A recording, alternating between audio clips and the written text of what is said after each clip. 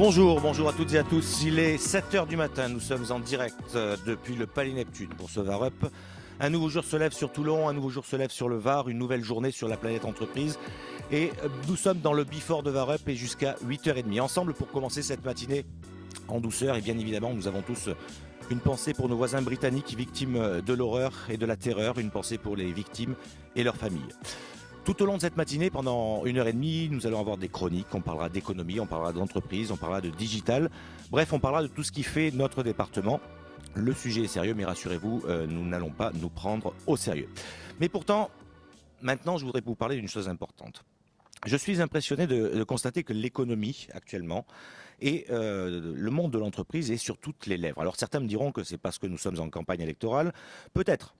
Mais je pense que nous assistons depuis un certain nombre de temps à un vrai changement de logiciel. L'entreprise est reconnue comme un acteur indispensable de la réussite collective. C'est elle qui crée des richesses, c'est elle qui permet aussi de s'épanouir à titre individuel et c'est elle qui sert de creuset à la valeur travail.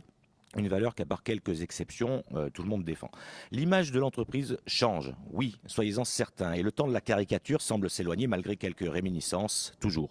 L'entreprise est de plus en plus perçue comme cet espace où l'on peut se réaliser, et cela particulièrement chez les jeunes générations, mais à quelques conditions. La condition, c'est quoi? La condition, c'est que l'entreprise change aussi de logiciel, qu'elle fasse des mises à jour de son époque. C'est quoi ces mises à jour? Il s'agit en fait de l'instauration de nouveaux modes de fonctionnement. Un fonctionnement qui va permettre une intelligence collective, un fonctionnement qui va s'éloigner de la logique pyramidale héritée du 19e siècle, un fonctionnement qui va permettre de se sentir impliqué dans les décisions de l'entreprise, de pouvoir y jouer un rôle actif. Bref, une entreprise qui est à l'écoute de ceux qui travaillent pour elle. Les études confirment cela, elles sont très nombreuses. Les jeunes, ce sont ceux qui vont faire l'entreprise demain, qu'on les appelle les millennials, qu'on les appelle les générations X, les générations Y ou les générations Z. L'avenir, c'est eux, il est urgent de mieux les connaître. Une caractéristique pour tous ces jeunes, la quête de sens, elle est déterminante dans le choix de l'employeur, dans les missions sur lesquelles ils s'investissent et puis ensuite dans la façon dont ils vont manager leurs équipes. On retiendra également que 56% des jeunes n'envisagent aucune collaboration avec certains employeurs en raison des valeurs ou de la conduite de ces entreprises. Ils sont 1 sur 2 à avoir refusé des missions allant à l'encontre de leurs valeurs ou de leur éthique. Tiens. Voilà que l'éthique et les valeurs font leur grand retour. Ils attendent ces jeunes que l'entreprise ait une vision, qu'elle est une éthique, rien de plus normal, mais là, il va falloir que certains fassent des mises à jour pour donner du sens au business et être un acteur responsable. Car le danger guette. Le chômage de masse n'est pas une solution, on en sortira, bien évidemment. Et les jeunes vont avoir le choix. Il va falloir donc pour l'entreprise être à la hauteur pour attirer les meilleurs. D'autant que la mobilité fait partie de la culture de ces nouvelles générations, mobile par nature et connectée.